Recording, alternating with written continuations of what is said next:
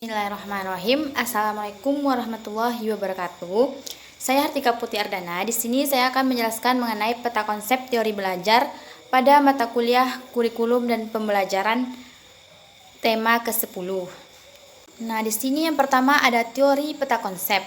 Jadi, peta konsep dikembangkan untuk menggali ke dalam struktur kognitif pelajaran dan untuk mengetahui baik bagi siswa maupun guru melihat apa yang diketahui siswa, bahwa peta konsep menggunakan pengingat visual sensorik dalam suatu pola dari ide-ide yang berkaitan untuk belajar, mengorganisasikan dan merencanakan segala macam pembelajaran. Nah, selanjutnya ada karakteristik peta konsep. Jadi karakteristik peta konsep itu sebenarnya ada banyak. Di sini saya akan menjelaskan 5 macam. Yang pertama, karakteristik dari peta konsep itu biasanya berstruktur hierarkis dengan lebih inklusif. Konsep-konsep general terletak pada bagian atas, kemudian kurang inklusif atau konsep-konsep khusus diletakkan pada bagian bawah peta. Nah, selanjutnya kata-kata yang berhubungan selalu ada di atas garis-garis yang menghubungkan konsep-konsep. Selanjutnya peta konsep mengalir dari atas ke bawah halaman. Tanda panah digunakan untuk menunjukkan arah hubungan. Selanjutnya, peta konsep representasi atau gambaran pemahaman seseorang tentang sebuah masalah atau topik. Selanjutnya, karakter dari peta konsep yaitu berasal dari interkoneksi di antara konsep-konsep pembelajaran. Berikut ada urgensi dari peta konsep. Nah, di sini ada 2 urgensi dari peta konsep. Yang pertama, peta konsep merupakan representasi secara visual ide-ide kunci yang berhubungan.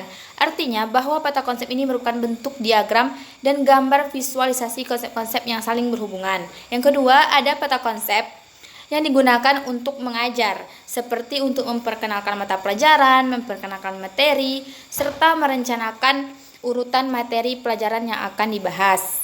Berikut ada kegunaan dari peta konsep. Banyak sekali kegunaan dari peta konsep, diantaranya sebagai atau untuk persiapan desain materi, persiapan mengajar per sesi, persiapan mengajar per topik bahasan, menghubungkan pelajaran dengan tutorial atau laboratorium, serta dalam mengorganisasikan proyek penulisan makalah atau paper, membuat rangkuman teks bacaan. Saya akan membahas mengenai teori belajar. Teori belajar merupakan cara yang dilakukan peserta didik dan guru dalam memperoleh maupun menyampaikan ilmu pengetahuan melalui proses belajar atau mengajar. Setiap manusia wajib untuk belajar agar menjadi manusia memiliki derajat lebih tinggi dibandingkan hewan atau makhluk lainnya. Oleh karena itu, pada dasarnya, guru dalam memberikan pengajaran harus berlandaskan pada teori belajar. Apabila guru mengajar tanpa menggunakan teori belajar, ibarat menyampaikan ilmu seperti berhayal setinggi langit. Maka teori belajar ini sangat penting dalam proses pembelajaran. Mengenai teori belajar, ada 4 macam atau 4 jenis teori belajar. Yang pertama, teori belajar behavioristik. Menurut teori behavioristik, belajar adalah perubahan tingkah laku sebagai akibat dari adanya interaksi antara stimulus dan respon. Dengan kata lain, belajar merupakan bentuk perubahan yang dialami siswa dalam hal kemampuannya untuk bertingkah laku dengan cara yang baru sebagai hasil interaksi antara stimulus dan respon. Kedua, ada teori belajar kognitif. Pada teori belajar kognitif lebih mementingkan proses belajar daripada hasil belajarnya. Para penganut aliran kognitif mengatakan bahwa belajar tidak sekedar melibatkan hubungan antara stimulus dan respon. Tidak seperti model belajar behavioristik yang mempelajari proses belajar hanya sebagai hubungan stimulus-respon. Model belajar kognitif merupakan suatu bentuk teori belajar yang sering disebut sebagai model perseptual. Nah, yang ketiga ada teori belajar konstruktivistik, yang artinya teori belajar ini adalah sebuah filosofi pembelajaran yang dilandasi premis bahwa dengan merefleksikan pengalaman, kita membangun mengkonstruksi pengetahuan pemahaman kita tentang dunia tempat kita hidup.